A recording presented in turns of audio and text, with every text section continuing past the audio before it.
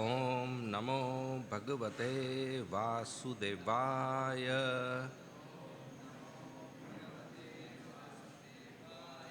ओम नमो भगवते वासुदेवाय।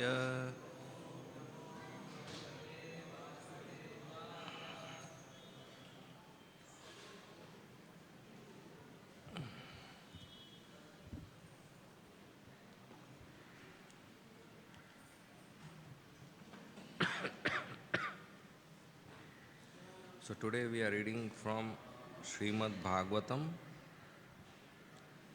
Canto 10, the Samam Bonam, Chapter 16, Krishna chastises the serpent Kaliya, verse number 17 and 18. So we will recite 18.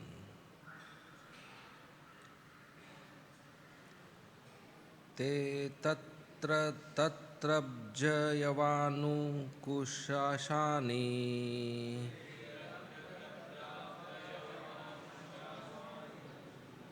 ध्वजो अपपन्नानि पदानि विश्वपते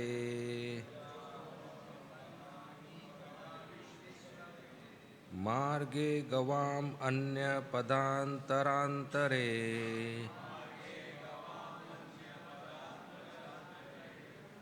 निरीक्ष्यमाना ययुरङ्गसत्वरा।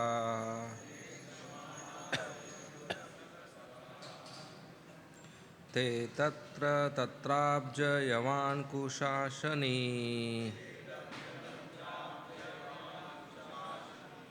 ध्वजोपपानानि पदानि विश्पते मार्गे गवाम् अन्यपदान्तरान्तरे निरीक्ष्यमाना ययुरङ्गसत्वरा।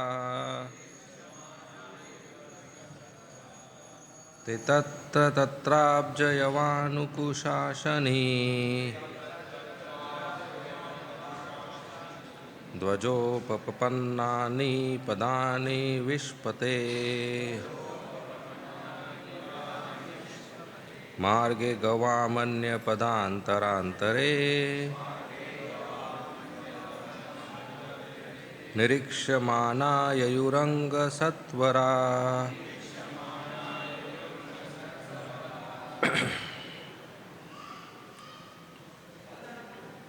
Please.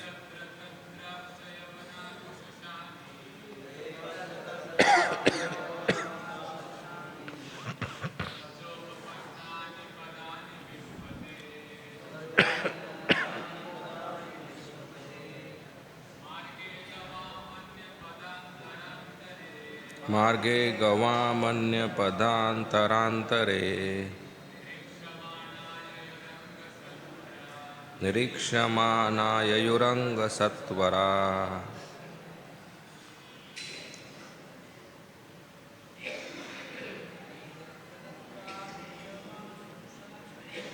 ते तत्र तत्राब्जयवान्कुशासनी योपनपनानि पदानि विश्पते मार्गे गवामन्यपदान्तरान्तरे निरीक्ष्यमाना ययुरङ्गसत्वरा। माताजी।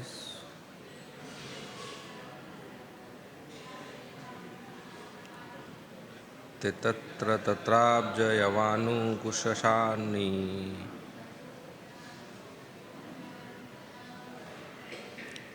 ध्वजोपपानानि पदानि विश्पते मार्गे गवामन्यपदान्तरान्तरे निरीक्ष्यमाना ययुरङ्गसत्वरा। Word to word meaning: te, they, tatra, tatra, here and there, abja, with the lotus flower, Yava barley corn, Ankusha elephant gourd, Ashani thunderbolt, Dhwaja and flag, Upapannani adorned, Padani the footprints, Vishpate of Lord Krishna, the master of the cowherd community,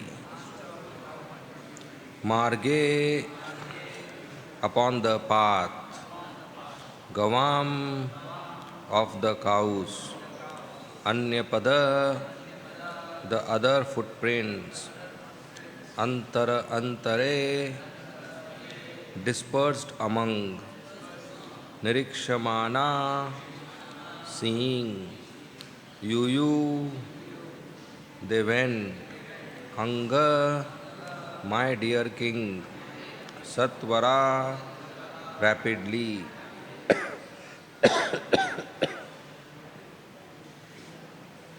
Translation and purport by disciples of Srila Prabhupada. Translation. The footprints of Lord Krishna, the master of the entire cowherd community, were marked with a lotus flower, barley corn, elephant gourd, thunderbolt, and flag. My dear King Parikshit, seeing his footprints on the path among the cows' hoof prints, the residents of Vrindavan rushed along in great haste. Purport. Srila Sanatana Goswami comments as follows.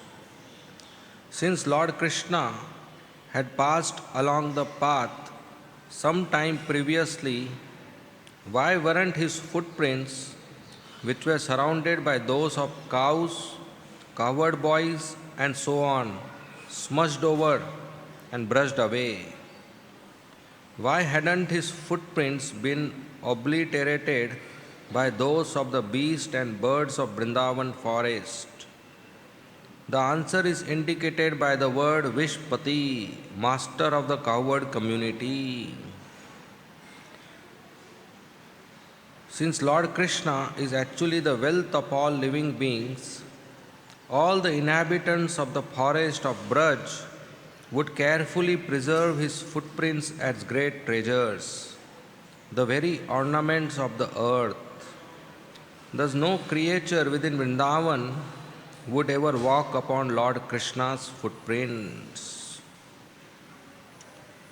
Om Agyantimirandasya Jnananjana Shalakaya Chakshu Unmilitam Yena Tasmai Shri Gurave Nama Nama Om Vishnu Padaya Krishna Pristhaya Bhutale Srimate Bhakti Vedanta Swami Iti Namine Namaste Saraswati Deve Gauravani Pracharine Nirvishesha Shunyavadi Paschatya Deshatarine Jai Shri Krishna Chaitanya Prabhu Nityananda Shri Advaita Gadadhar Srivasadi Gaur Bhakta Vrinda Hare Krishna Krishna Krishna Hare Hare Hare Rama Rama Rama Hare Hare.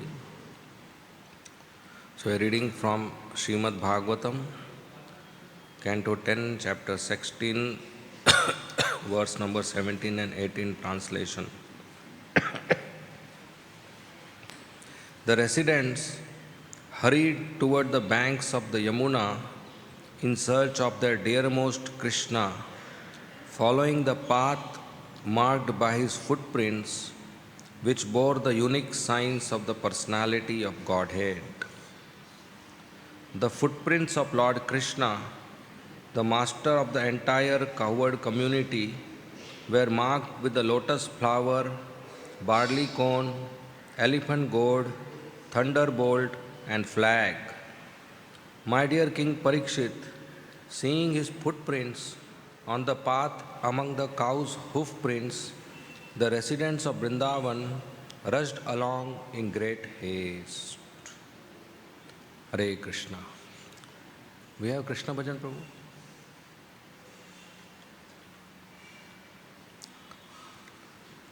So this particular subject matter is very dear to Krishna Bhajan Prabhu. Yeah. And Krishna Bhajan was very dear to me. So 5 minutes. We have one more mic. 5 minutes. I request him to list the auspicious marks on Krishna's lotus feet, left and right. You want to sit? Hare Krishna. Want to sit or want a chair? Chair? It's a pleasant surprise for me. I didn't know I'm supposed to speak.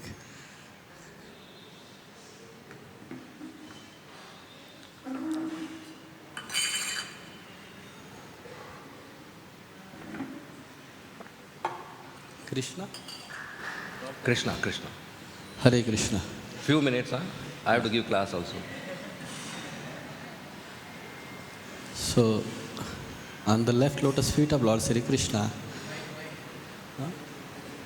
on the left lotus feet of Lord Sri Krishna, at his heel, there is a mean. It's called as fish. Above that mean, there is a crescent moon. And above that, there are double triangle, one inside and other outer. And on the four side of the triangle, there are four Amrit Kumbhas. Above that, there is a cow's hoof print. And above that, there is an unstrung bow. Above that, there are two circles, concentric two circles. These two circles have only one center. On the right side of that two circles, below the toe, big toe, there is a conch shell. So these many signs are there on his left lotus feet. On the right lotus feet, first of all, at his heel, there is a hectagon, ashtakon. There are 8 corners, octagon. And on the 4 corners, there is jambu fruit. And other 4 corners, there is swastik mark. And above that, there is an umbrella. Above that, there is a Sudarshan chakra. And above that, just below the big toe, there is a jaw, barley corn. Towards the side of barley corn, below the toes, there is a Bhagya Rekha. There is a straight line that is coming from the between of big toe and the sideline toe.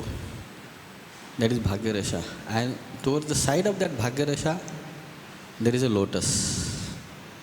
And below the lotus, there is Ankush. Ankush. And below the Ankush, there is a flag, Vijay Dhwaj, Vijay Pataka, Jai Pataka. And below that, there is a Vajra, which vanquishes all the karmic reactions. Thank you very much. Hare Krishna. Thank you very much. Hare Krishna.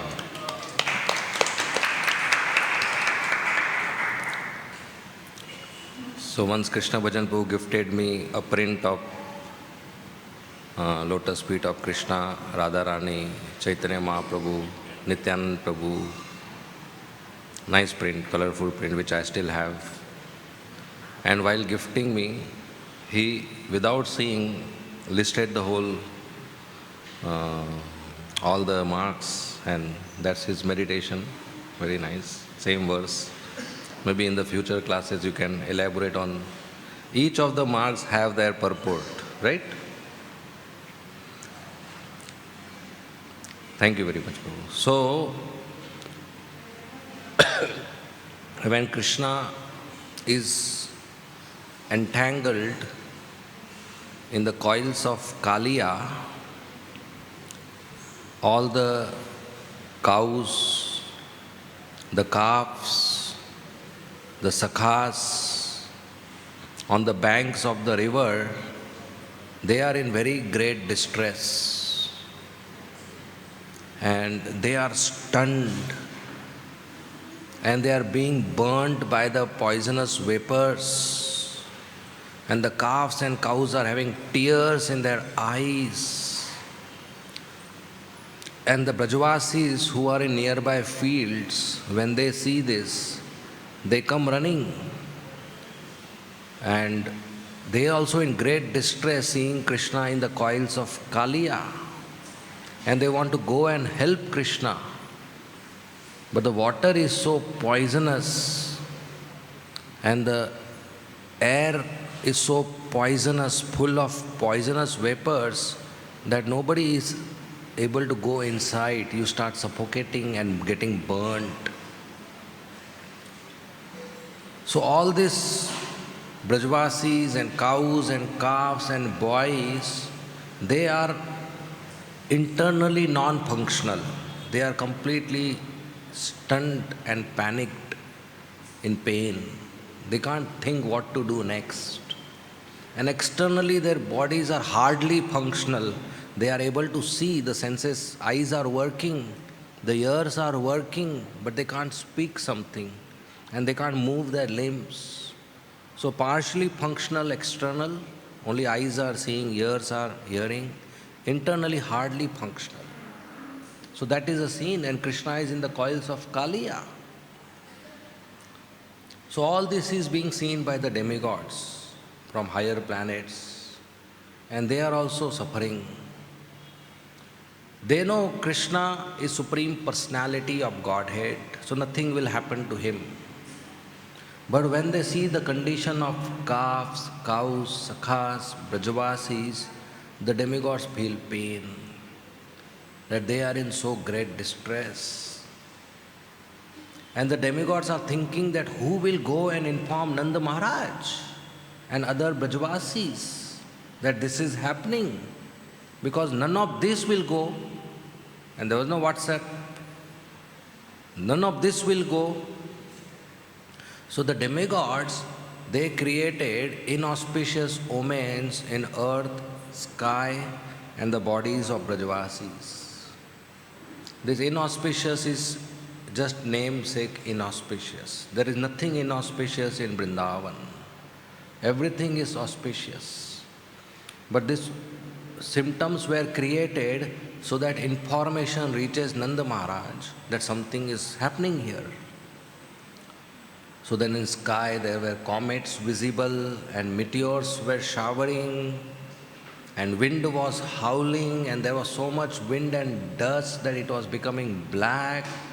The sunlight was getting obstructed and the earth was shaking as if there are multiple earthquakes, and the left eye, left shoulder and left thigh of Nanda Maharaj and other Brajavasi, male Brajavasis was quivering, shivering. Sometimes it happens and we say something inauspicious is going to happen.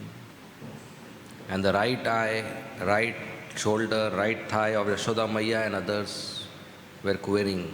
They say if the left side of male body shivers, that's inauspicious. The right side of female body shivers, that inauspicious. Jackals and dogs were crying and howling. So it looked like some imminent danger is going to come. And in Nanda Bhavan, there was a big feast of Balramji's birthday. It was Balram Purnima. And all the guests and family members and Nanda Maharaj and his brothers and his friends, they were sitting. And a big feast was there on their plates. They were about to start, and all these omens appeared. Then Yashoda Maiya, who is in the inner room of the palace, ladies would not generally come out in public when the ceremony is going on. She came out on the door where Nanda Maharaj was sitting with all his friends. And she said, how can the leader of the coward men sit like this when all this is happening? Then they all started talking that today Krishna is gone away from the house to play with his calves and boys, and he's gone without Balaram. Without Balram's protection, he is alone in the forest which is full of dangers. There are demons, and there are snakes, and there are wild animals, and there is climatic inconveniences, there is hot sun, and there is sometimes monsoon and winter, and pebbles and thorns and stones. So when Balram would go with Krishna, Nanda Baba and Yashoda Maya would have peaceful heart. Because every day when Krishna would go out, Yashoda Maya will tell Balram, catch the hand of your small brother and don't leave it. When you come back, you hand him over to me. In the forest, don't allow Krishna to go to any corner. Don't allow him to go alone and climb a mountain. Don't allow him to go and swim in a kunda. Don't allow him near animals, wild animals. Just catch the hand of Krishna. So Balram has a protective nature towards Krishna. So he will hold Krishna's hand and go in the forest.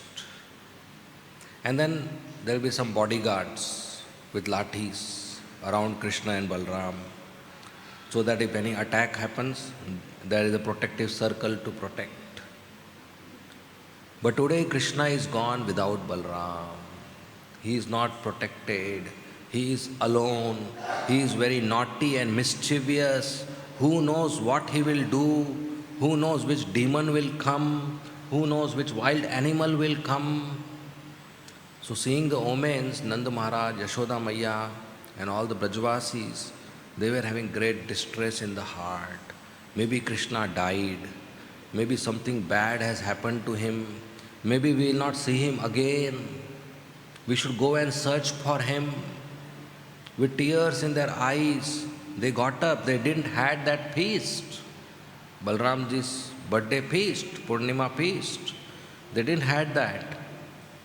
Without eating, without drinking, they just got up and they ran out of the house. Every single Brajvasi, the elder one, the old person, the 1-year-old baby, everybody, ladies, Jains, Matajis, Prabhujis, everybody, they just rushed out of the village to search for Krishna.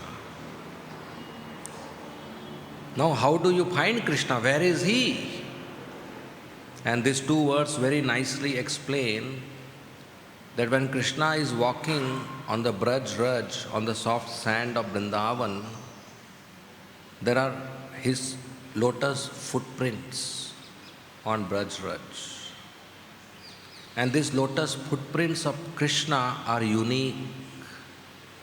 They are very different from the footprints of other boys or anybody else, even other animals.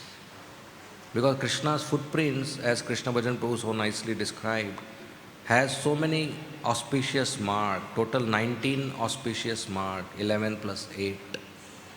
Thunderbolt, elephant goad, and Shank Chakra Gada Padma, and bow, and so many other, barley corn. And all these auspicious marks make it unique.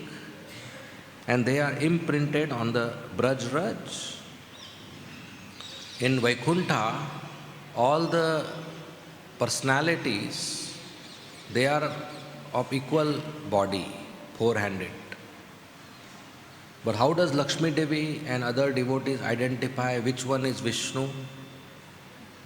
By Kaustubh Mani, by silver hair on the chest, and by these footprints on his lotus feet. These are unique to Vishnu, unique to Krishna, unique to the Supreme Personality of Godhead. Other devotees in Vaikuntha or Vishnu Dutas, they don't have this.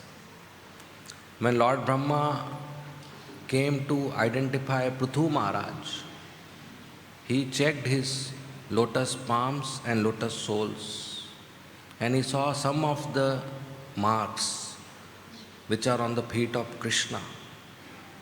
And when he saw those marks, he identified and authorized that yes, this is partial incarnation of Vishnu because he has this marks. Even Chaitanya Mahaprabhu has these marks. When baby Nimai, Chaitanya Mahaprabhu as Nimai, small boy, started crawling and walking in the house of Jagannath Mishra and Sachi Mata. Earlier he was just on the lap. Then as he was growing, he started crawling and walking.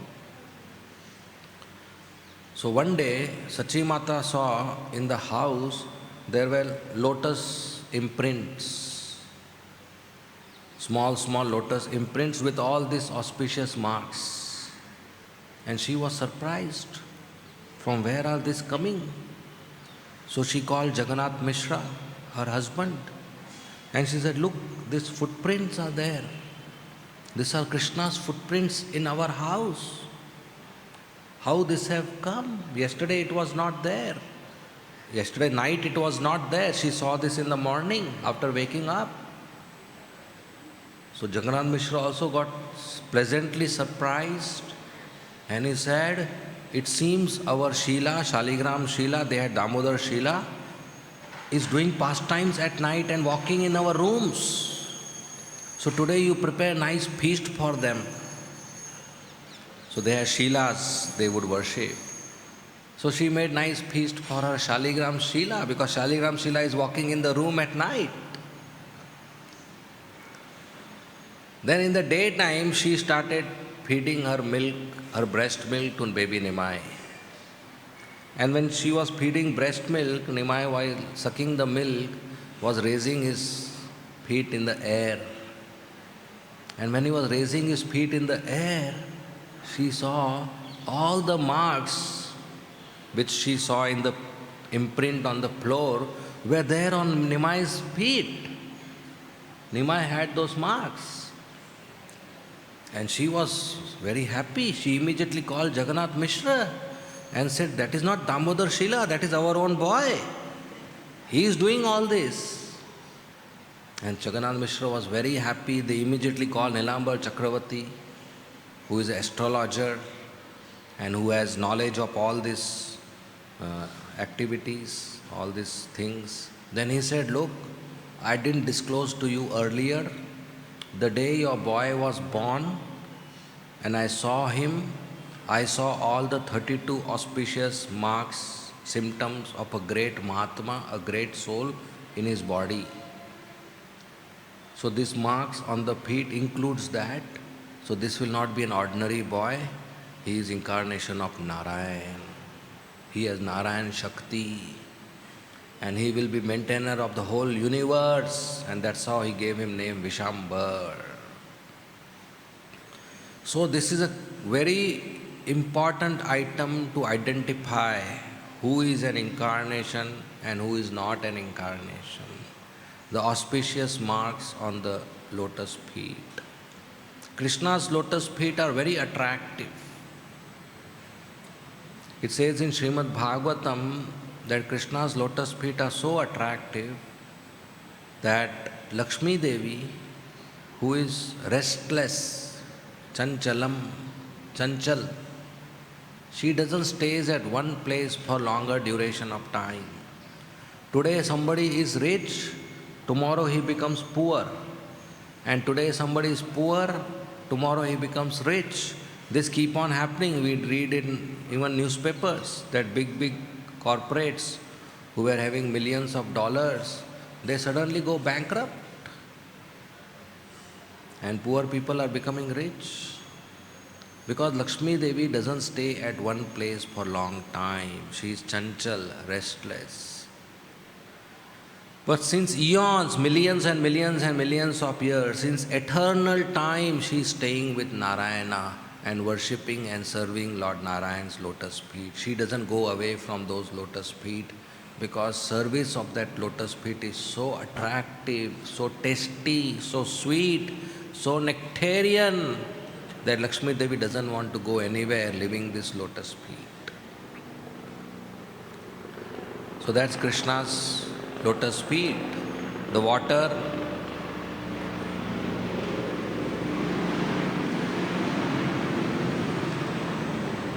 The water which washes Krishna's lotus feet become Ganges, the water of Ganges. And that water is so powerful that when a sinful living entity takes bath in that waters, all his sinful reactions are gone. That's the power of Charnamrit, Krishna's water which is washed, Krishna's charan, that becomes Amrit. Ordinary water coming in contact with Krishna's lotus feet becomes Amrit, Charnamrit, which has a power to vanquish our all sinful reactions, which has a potency to give us liberation. When Chaitanya Mahaprabhu went to Gaya, there are lotus imprints of Lord Vishnu in Gaya, which are worshipped by the Brahmanas with honey, milk, flower garlands, tulsi leaves, and Ganges water, and all the auspicious articles, and so many Vedic hymns and prayers are being offered to the lotus feet. When Chaitanya Mahaprabhu saw the lotus feet, he started crying in love. Tears were coming out of his eyes, and he was offering obeisances and prayers. And the tears were gushing like rainwater, not just one drop. And there were bodily ecstasy, and all the Brahmanas and Vaishnavas who were there assembled, when they saw Chaitanya Mahaprabhu's bodily transformation and tears raining from his eyes, they thought, this is unusual, this is not common sight, somebody having so much love for the lotus feet of Vishnu that he is in ecstasy.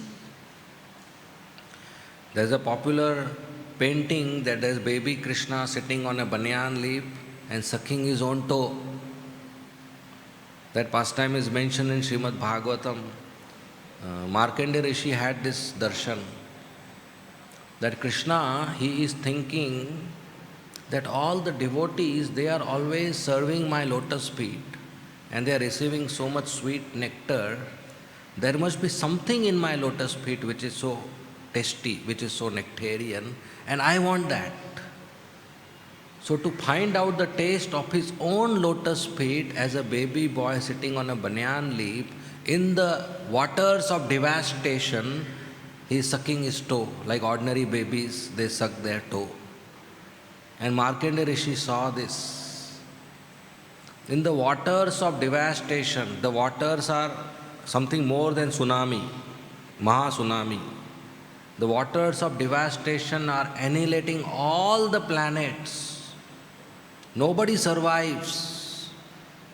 And Markandeya Rishi specially prayed, that's why he survived to see this annihilation. And there was everywhere water, water, water, and the waves were taking him left, right, center, here, there. And he had no relief. And the only relief he got is when he had darshan of that small boy, Krishna, on a banyan leaf, sucking his own toe. And that's the form actually of Chaitanya Mahaprabhu, who has descended down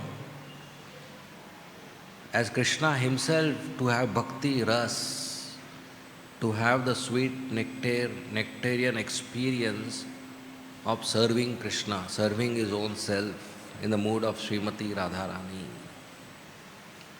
So that's Krishna's lotus feet. In Nectar of Devotion, Srila Rupa Goswami writes that when one visits the temple, one should touch the lotus feet of the deity. Of course, we in our ISKCON Radha Rasbihari Mandir don't go inside to touch the lotus feet of deity. So he comes out as Shatari. If you see that morning Shatari on the top, there are two lotus feet, small lotus feet. He comes out to give us his mercy.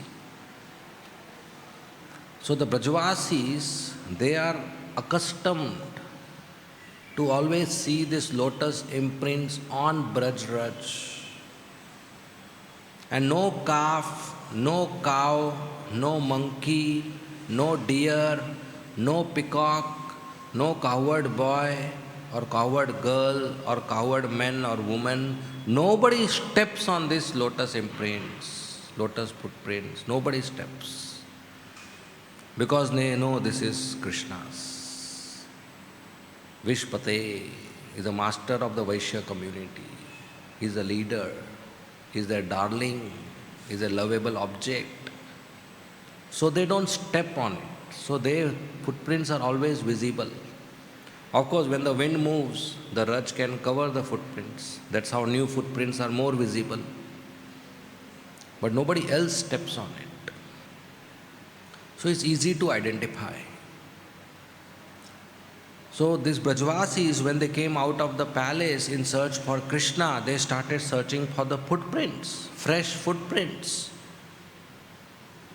And among the footprints of calves, cows and other boys, due to the marks, it was easy to identify, and they started following the footprints. They wanted to go rapidly, fast. They were in very haste, somehow to reach Krishna. But because of their pain, because of their distress, because of just the thought that Krishna might be in some danger, they couldn't even walk. They couldn't even see properly. There were tears in their eyes. Their heart was pumping very heavily. Their limbs were becoming weak. And they were somehow walking and trying to balance themselves and falling. The only person who had a stable bodily function was Balaram, out of all. Because Balaram knew that nothing will happen to Krishna. He will protect himself. He can easily kill Kaliya. He is my master and he is most powerful.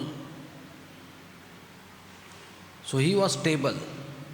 So when Nanda Maharaj was walking and he couldn't walk properly, he couldn't stably walk, with tears in his eyes, he would catch the hand of Balaram to seek assistance. And then Balaram would take him forward. That okay, let's go quickly to Krishna. Balaram has a strong hand, he has a strong personality, strong body. Balaram. So Balaram is the one who showed them the way to Kaliya lake. Balaram is the one who assisted them. Balaram is the one who stabilized their movements. And Balaram is the one who was comforting them by his smile. That don't worry, everything will be okay. Otherwise they all would have jumped in the Kaliya lake. Otherwise they all would have gone unconscious. They all would have died in separation from Krishna. Seeing Krishna entangled in the coils of Kaliya, the Brajavasis cannot sustain their life force. Even seeing one perspiration drop of Krishna, the Brajavasis can give their life. So here Krishna is entangled in the coils of Kaliya, who is so poisonous. They would have given up their life. It's Balaram who told them. In fact, Nanda Maharaj, we will see further, wanted to jump in the lap of Kaliya to go and kill Kaliya to protect Krishna. But Balaram stopped Nanda Maharaj. He said, don't go. If something happens to you and Krishna is protected, then who will take care of him and continue to maintain him? Garga Muni had already told you to take care of him nicely. So if something happens to you, then what will happen to Krishna? And don't worry, Krishna will manage himself. Krishna will protect himself. He is very powerful. So it is Balaram who didn't go with Krishna playing and he stayed back for his birthday, but he is the one who helped the Brajavasis stay alive so that when Krishna comes back from chastising Kaliya, the Brajavasis are available. Otherwise, what will happen? The Brajavasis die. Krishna kills or chastises Kaliya and comes back and there is nobody in the village. So Balaram is the one who took care of all this situation. He stabilized the atmosphere. And Balaram, we read in previous verse, was smiling. Why he was smiling? He's saying, Krishna, look, I am Ananshesh, the biggest possible snake, and Krishna doesn't play with me. And this is Chota Kaliya. Krishna is playing with Kaliya as a material snake. I am Ananshesh, you play with me. But you are playing with a material snake. How come Krishna's standard of plague gone down. Instead of having a branded toy, he is having a Sadak Shop toy. I am there, available, you play with me, but Krishna is playing with something else. So Balram was thinking, smiling. That's why Balram in Chaitanya Leela came, Ananshesh came as a small snake in Nimai's house. And Nimai remembered last time I didn't play with him, he was thinking like that. So Nimai went and played with the snake and sat on the snake and had nice ride. And caught him and played with him, made him into coils and sat on it, sat on him. So Balram appeared as a snake to Nimai in Navadip, in Mayapur. So this pastime, Vishwanath Chakravarti Thakur also explains that just as coward men were using their discernment, their discrimination, to find Krishna's lotus footprints among all the possible footprints, the cows, the calves, the boys' footprints, using the marks. In the same way, a devotee in Krishna consciousness should use his discrimination to find how he can grow in spiritual life, to find truth among all the illusion of the world, to find nectar among all the poison of this world. So two characteristics of surrender is anukul, pratikul. What is anukul, favorable, I accept. What is pratikul, unfavorable, I reject. In order to be able to do that, one has to learn to distinguish or discriminate between what is good and what is bad for my spiritual growth, what is favorable and what is unfavorable for my spiritual growth. Srila Rupa Goswami, he explains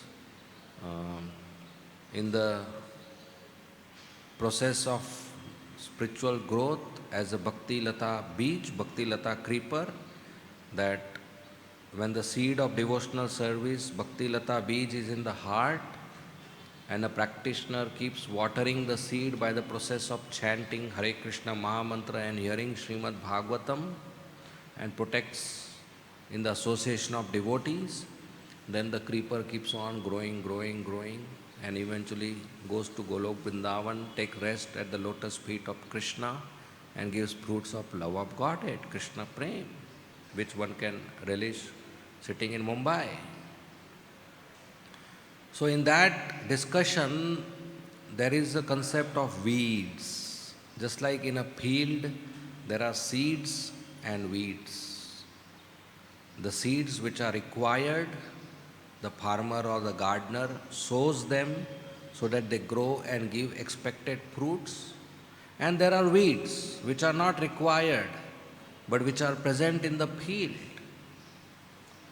And a farmer has to make sure the weeds are uprooted and they are not present in the field. Otherwise, the weeds will take all the nourishment, take all the water and fertilizer and sunlight, and the weeds will grow and the seed will choke up and the seed will not grow.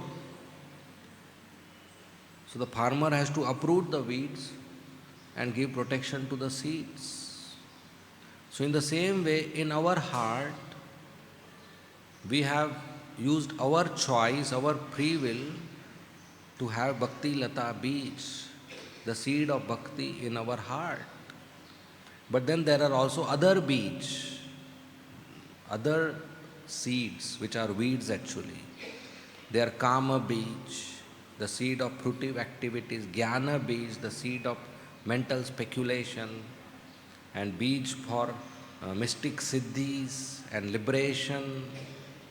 And there are certain behaviors which are anukul, unfavorable to the growth of our bhakti, like hinsa, violence, dvesh, envy, potinati, diplomacy, duplicity, pretender, mithyachar.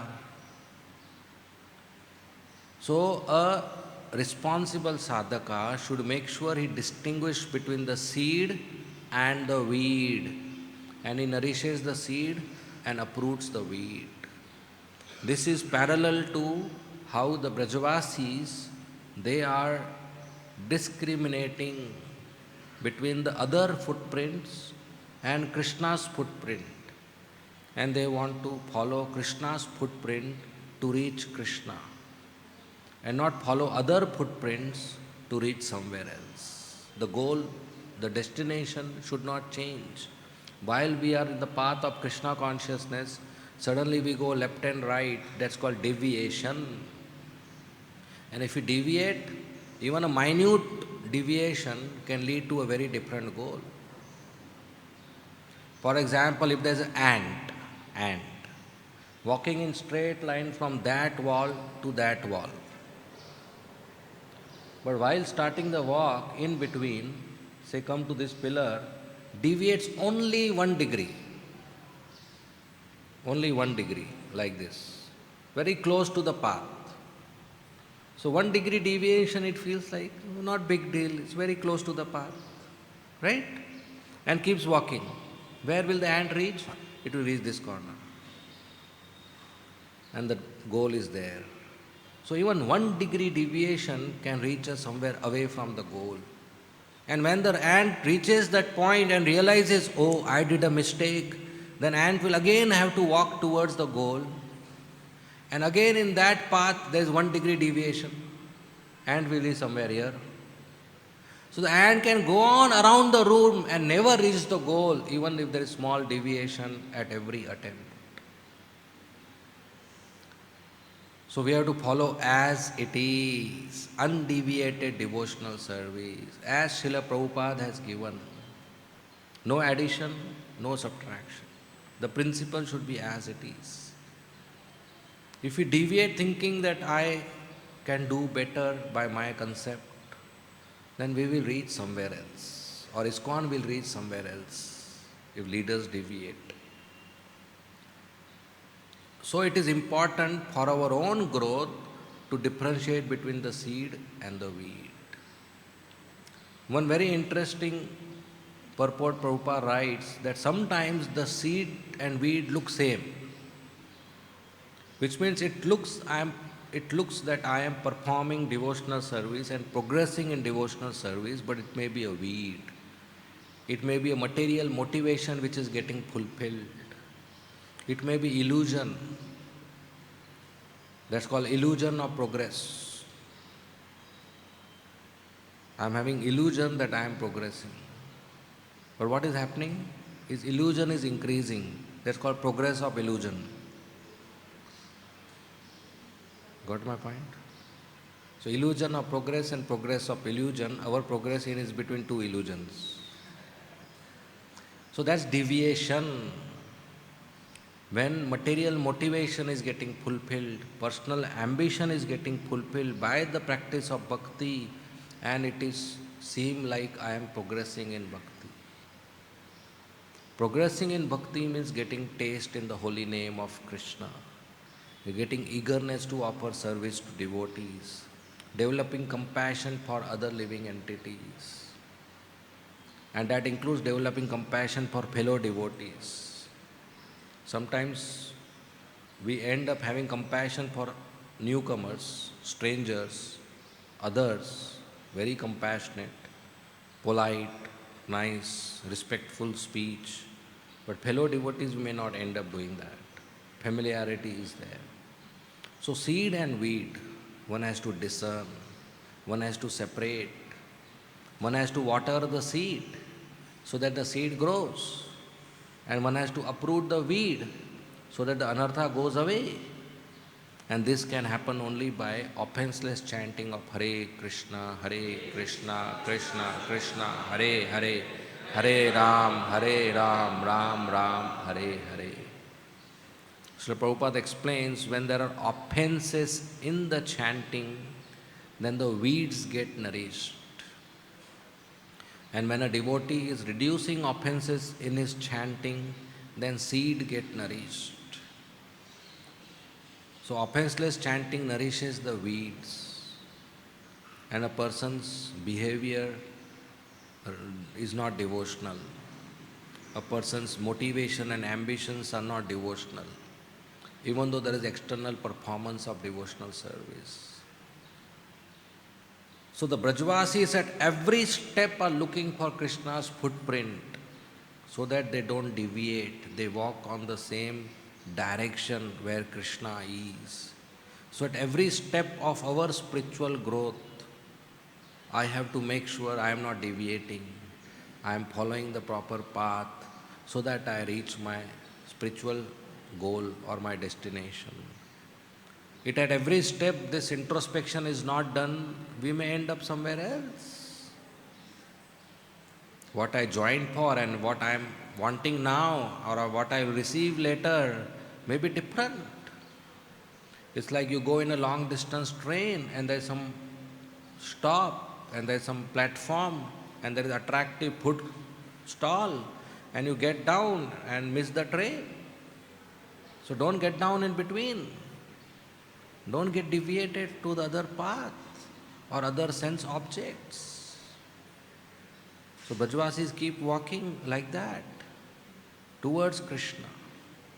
Whatever my activities are, whatever my decisions are, whatever my day-to-day behavior is, it should be towards Krishna, taking me towards Krishna. No offenses. Offenses restrict our growth. Offenses obstruct our growth. So you should be walking towards Krishna. So when Krishna's presence is there in life, then everything is nice, everything is beautiful. Mother Kunti in her prayer, she says this, that my dear Krishna, our kingdom is very beautiful just because the marks of your footprints are present in Hastinapur when you walk around us. But if you go away, then our kingdom will be zero again. Today there is abundance of water and seeds and nuts and fruits and vegetables and grains and pearls and diamonds and peace and happiness and joy. It's only because of your presence. Prabhupada says everything is opulent and beautiful not because of our talent or our performance, but only because of Krishna's presence. It's Krishna's presence which makes everything good in this world, which makes good everything in our life. Ram Rajya. Ram Rajya is not good governance, it's Krishna, Ramchandra's presence, and the result is good governance. Is Lord Ramchandra in the center of all living entities, in the center of our heart, our home, our family, our relationships, our activities, and our house, our kingdom. And there is good governance. The nature cooperates. The sky cooperates. Earth, water, fire, air, ether cooperate. The rain cooperate. The demigods cooperate. It's Ramchandra's presence that makes it good. So when Krishna is present, then it makes good, all auspicious. But somebody else is in the center, or I put my desires in the center, then everything breaks apart. Then it's no longer beautiful, no longer interesting, no longer nice. So Mother Kunti, when Krishna is going back to Dwarka, she says, now if you go away, this kingdom will be zero. There will be nothing here, nothing good here, because you are going away. So you please stay here and protect us. Only because of your presence there is value to this kingdom.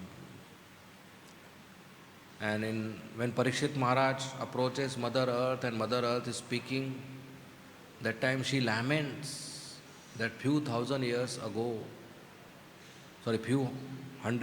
ago, Krishna was personally present and walking on me. Krishna was walking on Bhumi Devi, earth planet. And he was leaving his marks everywhere. And that is how earth planet became beautiful. Bhumi Mata became beautiful. So she was lamenting that no longer I have that contact with Krishna. A simple contact with Krishna when Krishna would walk. The gopis, when they were searching for Krishna, and they saw all the grass and the creepers and the plants standing erect, they said, this is ecstasy of Bhumi Devi, Mother Earth. Mother Earth is so fortunate that she never gets separated from Krishna. She is always with Krishna because wherever Krishna is, he is touching Mother Earth, he is walking. And that's why she is in ecstasy. And when Krishna wind up his pastime, then Mother Earth is also crying that no longer I have contact with Krishna. Because that contact makes me beautiful. That contact gives me joy. When Indra sent so much rain and Vajra, thunderbolt and so many weapons on Govardhan to kill all the Brajavasis for 7 days and night, somebody asked Govardhan that 7 days Indra sent so much weapons and water, didn't you feel any pain? Because one drop of water was like one pillar of water. Didn't you feel any pain? Govardhan said no. Said why? Said because there was a small finger below me which was touching me, and that touch was so soft and nectarian that all other pain evaporated. It didn't exist. A good contact that evaporated everything. When Sanatana Goswami went to meet Chaitanya Mahaprabhu in Jagannath Puri on invitation, he went on the beach, walked from the beach path, which was very hot sand. So Chaitanya Mahaprabhu inquired from him that from which path you came, and he said, I came from the beach path. He said, why didn't you come from the shortcut, from the road? He said, because so many Jagannath visitors to Jagannath temple are there, and if they by mistake touch me, then they will become impure. They are going inside the temple to take darshan. So many devotees are there, so I came from the beach. So Chaitanya Mahaprabhu said, there was hot sand, show me your feet. And forcibly he saw big blisters on his feet. Even one blister gives so much pain, there are so many blisters. So Chaitanya told Sanatana Goswami,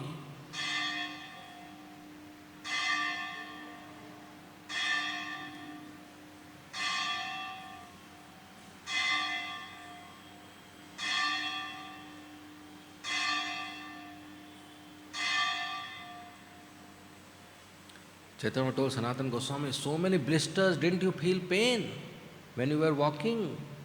He said, oh Mahaprabhu, I was just excited thinking that I am going to meet you and take your darshan, so I didn't feel this pain.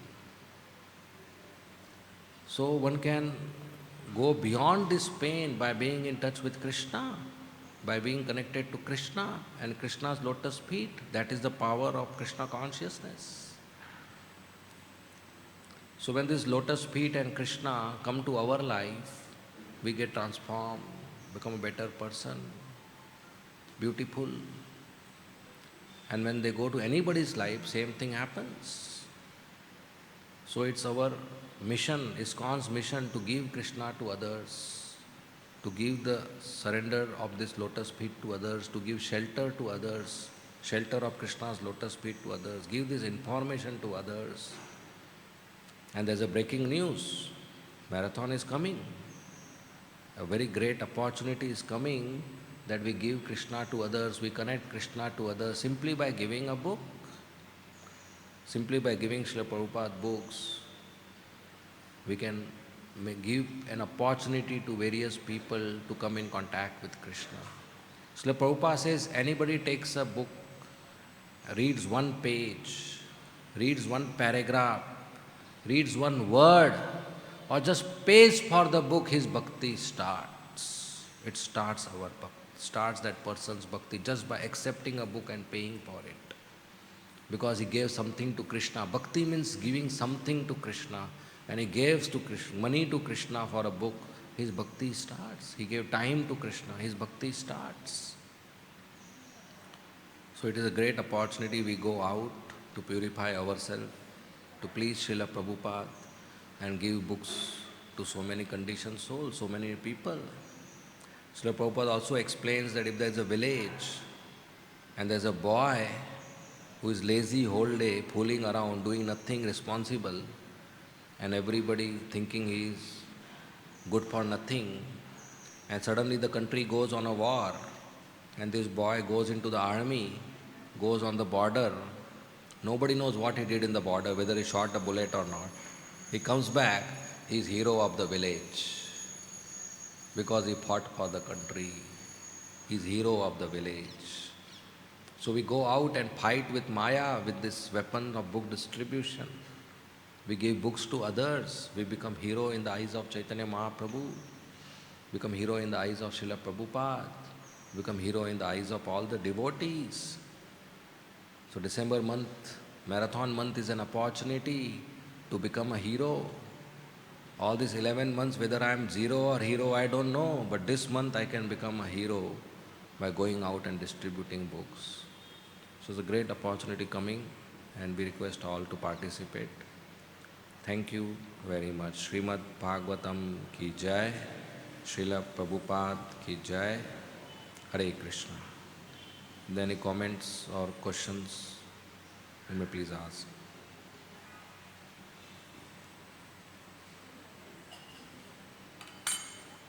Yes. Hare Krishna. Thank you very much for the very wonderful class. And somewhere towards the end, you were mentioning about very nice introspection about the weeds and the seeds.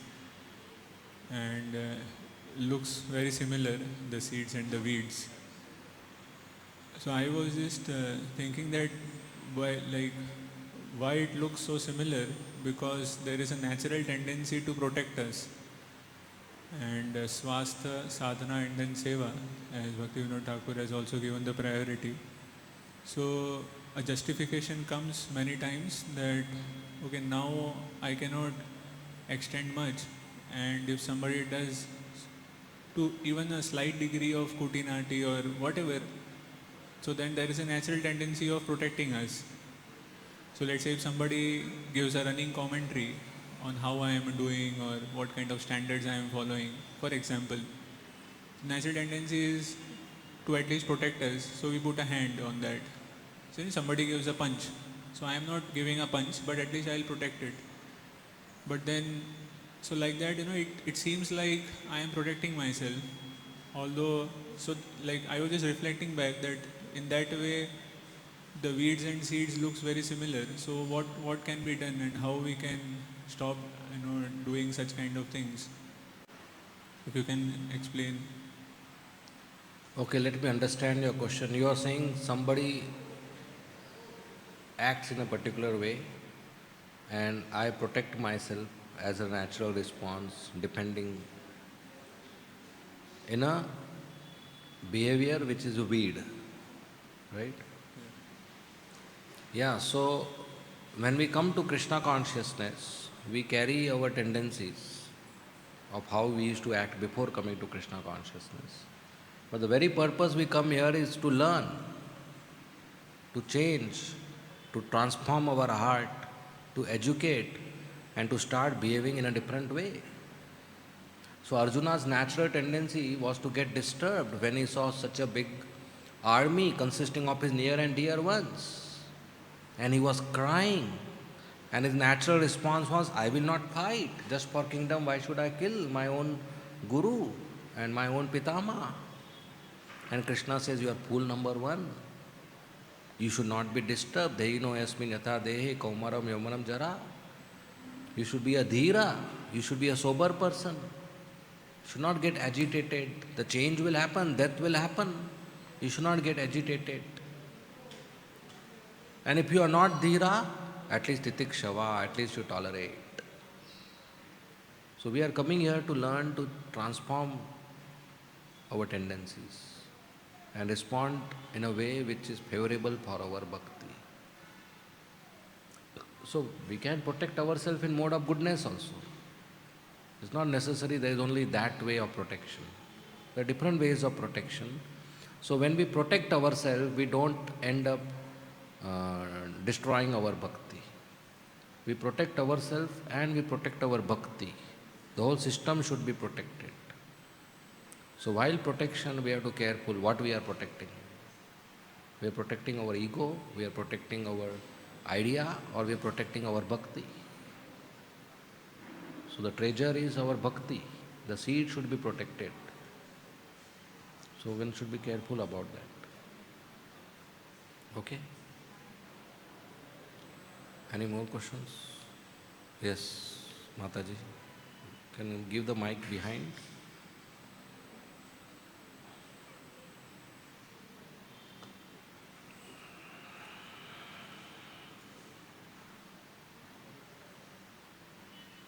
Krishna. Hare Krishna. Prabhuji, thank you for yet another very nice class. Prabhuji, it was the first time I heard about marks on Krishna's lotus foot. I'm just trying to take back the practical application. Is it to help me focus or meditate more on the foot while chanting? That could be one. Or is it also to increase my faith of the Lord's existence 5,000 years, which is also like a new thing we're trying to understand and learn. How should one apply it? Like, is it to increase our attraction? Yeah, so Thank you. Yeah, on a personal level, this increases our attraction to Krishna, that he is unique and is beautiful. His souls are not just ordinary plain souls.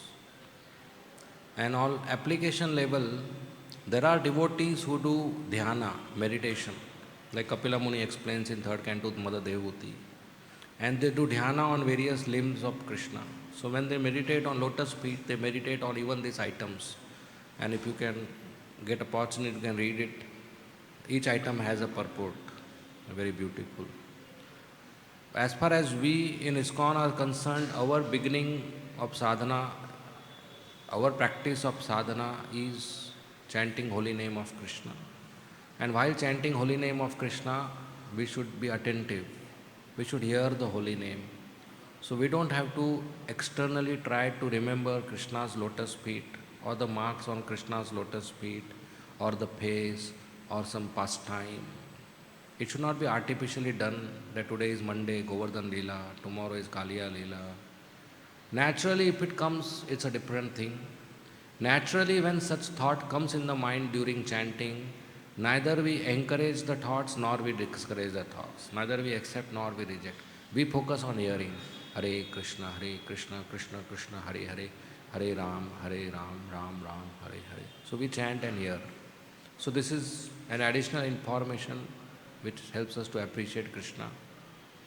And it's a subject matter for meditation. Our chanting is done, then we can involve more ourselves with lotus feet and meditate, thinking and reading about it. Okay? Yes, thank you very much. Hare Krishna. Any more questions? Yes? Okay. Okay, we'll end here. Thank you very much. Srimad Bhagavatam ki jai. Srila Prabhupada ki jai. Hare Krishna.